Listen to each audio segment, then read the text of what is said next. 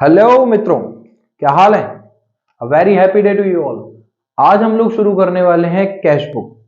Cash book मतलब cash के हर तरीके के ट्रांजैक्शन।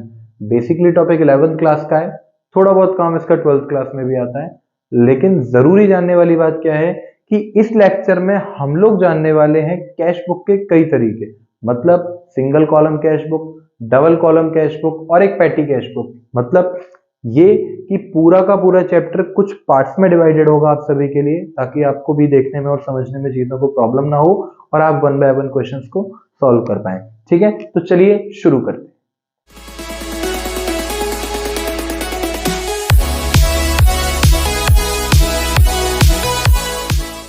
कैश बुक होता क्या है? देखिए, कैश बुक में कैश के सारे ट्रांजैक्शंस को रिकॉर्ड किया जाता है। कैश के ट्रांजैक्शन क्या हो सकते हैं? कैश लेना और कैश देना। ठीक है, अगर किसी भी बिजनेस में कैश या तो आ रहा है या फिर जा रहा है, मतलब या तो डेबिट हो रहा है या फिर क्रेडिट हो रहा है। आप लोगों को याद होगा, हम लोगों ने जो जर्नल एंट्री की वीडियो देखे थे, उस जर्नल एंट्री के लेक्चर्स में हमने ये जाना था कि कैश अगर आ रहा है तो डेबिट है और जा रहा है तो क्रेडिट है। तो very simple situation is that कि कैश अगर आ रहा है तो डेबिट और जा रहा है तो क्रेडिट। कैश के आने को रिकॉर्ड करेंगे, जाने को रिकॉर्ड करेंगे। The book which records all the transaction of cash in chronological order of a business is known as cash book. Fine. अब कैश बुक होती है तीन तरीके की। पहली cash book single column.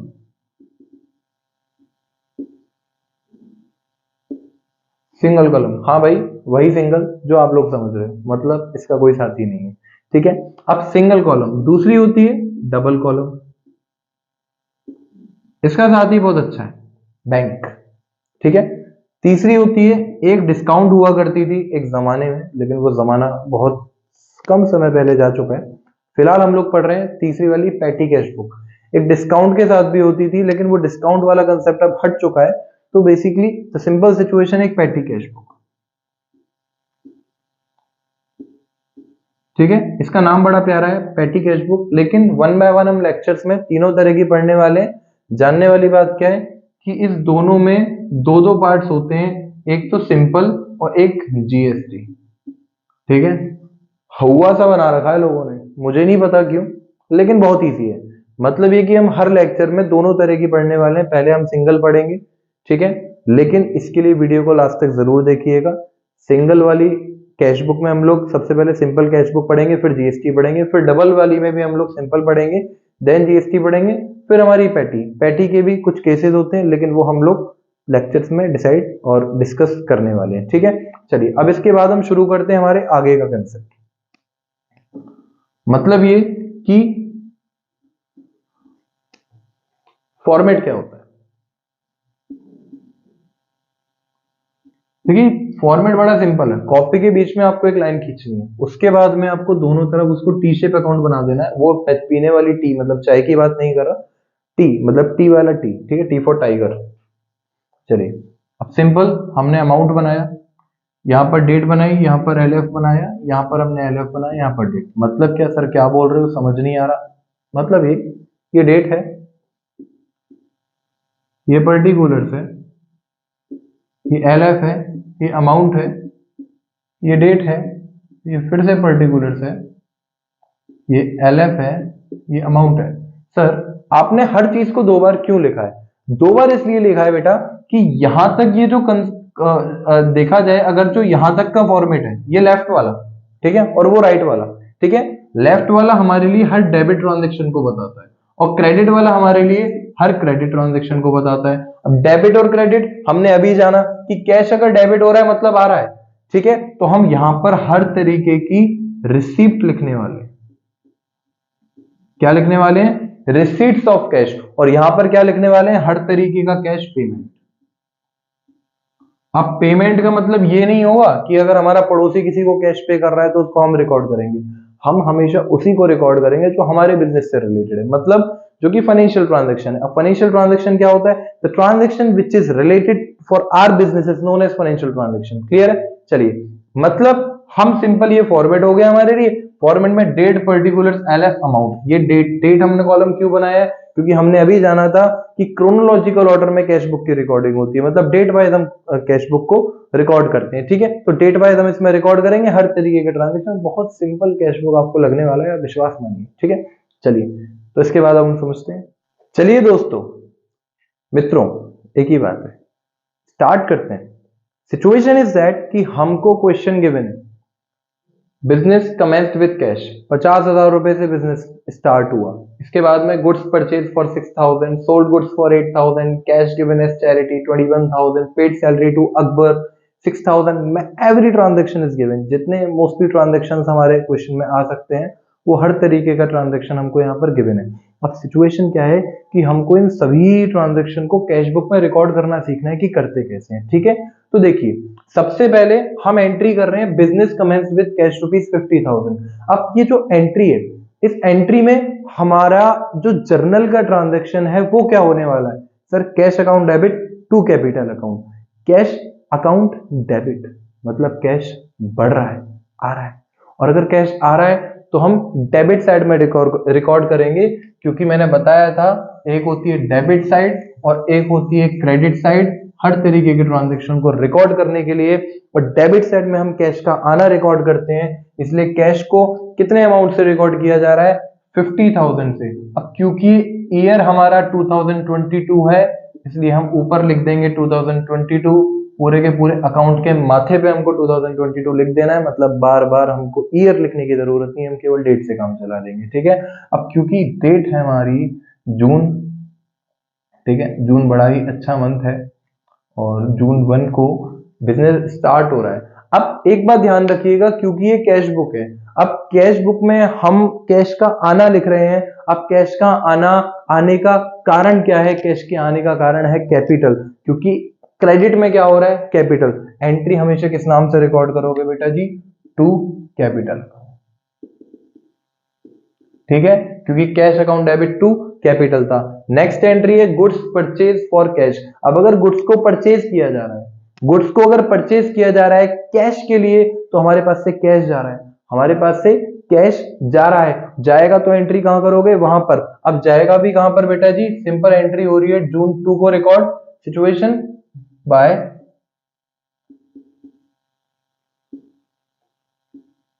Purchases account. Amount कितना आ जाएगा बेटा जी, 6,000।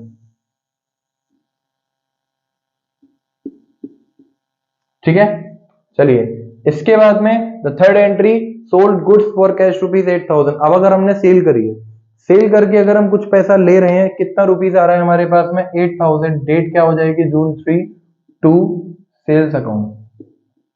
ठीक है, कितना हो जाएगा, 8,000। 8,000 की हमने रिकॉर्डिंग कर ली।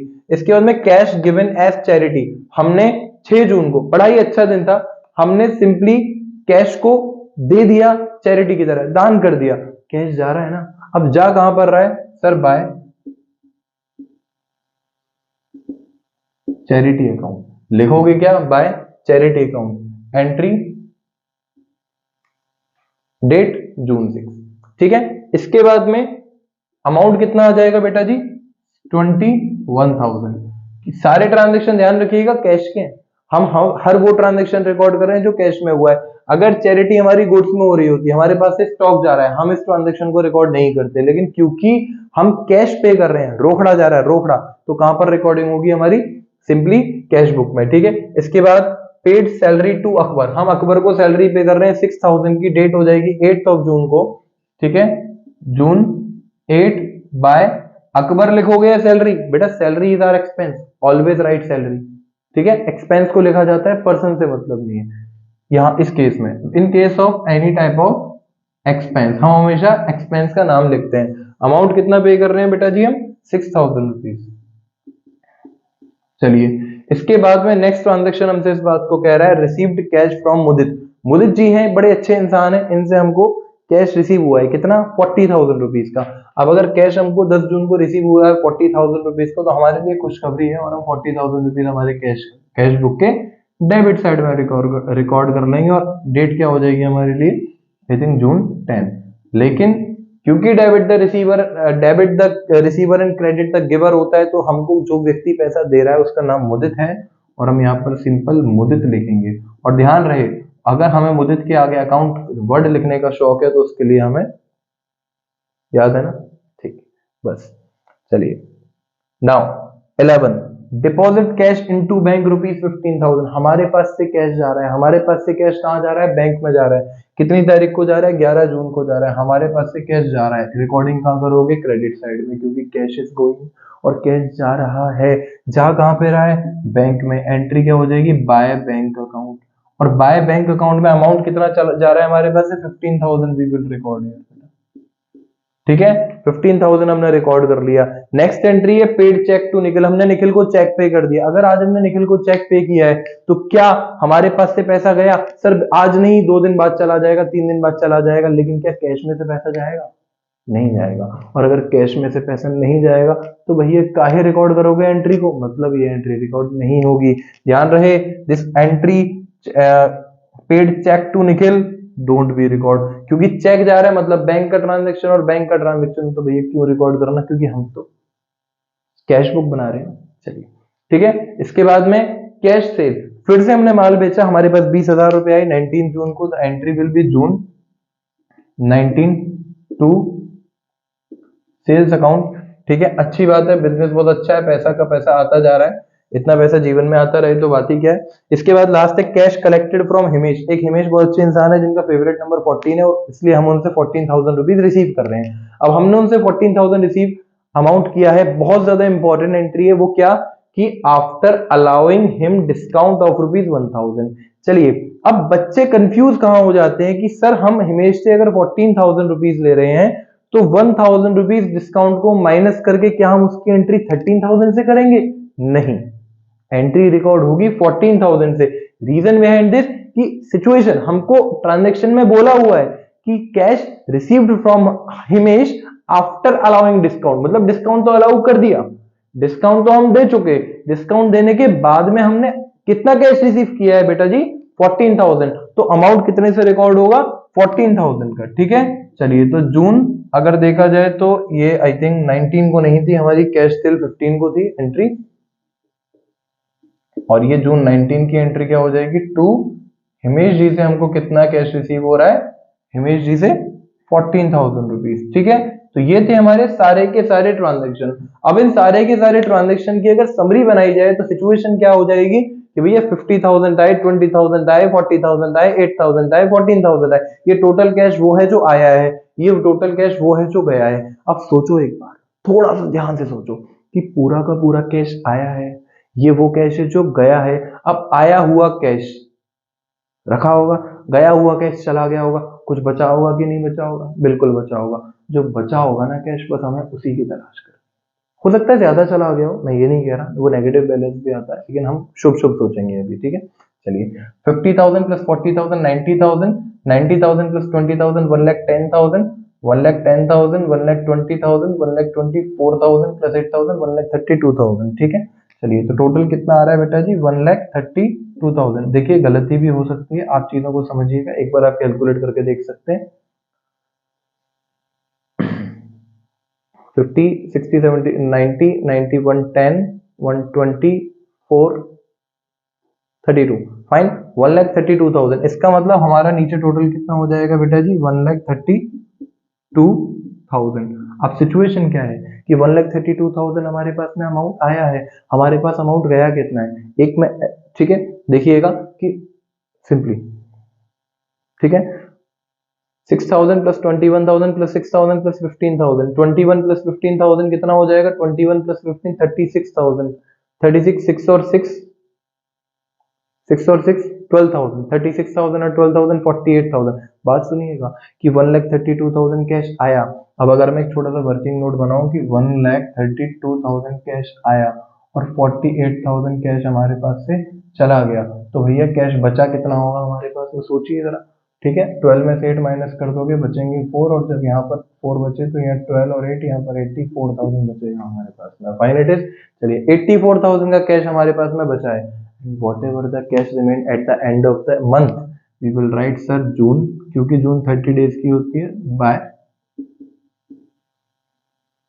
बैलेंस सीडी, सीडी कितना हो जाएगा 84,000। ठीक है, हो सकता है कैलकुलेशन मिस्टेक, वैसे नहीं होगी, कोई बात नहीं, फिर भी चलिए ध्यान रहे जो सीडी है वो अगले मंथ की स्टार्टिंग में, मैं केवल एक लेजर का ट्रीटमेंट आपको बता रहा हूं, अगले मंथ की स्टार्टिंग में जुलाई 1 को वही हमारे लिए टू बैलेंस बीडी बन जाता है। ठीक है, ये था हमारा सिंपल कैश बुक का फॉर्मेट और कैश बुक का एक क्वेश्चन। इस तरीके से आप समझ सकते हो कि कैश बुक की एंट्रीज रिकॉर्ड कैसे की जाती हैं। आगे आने वाले लेक्चर में हम ये भी सीखने वाले हैं कि बैंक के ट्रांजैक्शन कैसे रिकॉर्ड होते हैं और ये भी सीखने वाले हैं कि जीएसटी के साथ में किस तरीके से रिकॉर्डिंग की जाती है। ठीक है, तो चलिए मिलते हैं अगले लेक्चर में, ध्यान रखिएगा अपना, स्वस्थ रहिए, मस्त रहिए, राधे राधे।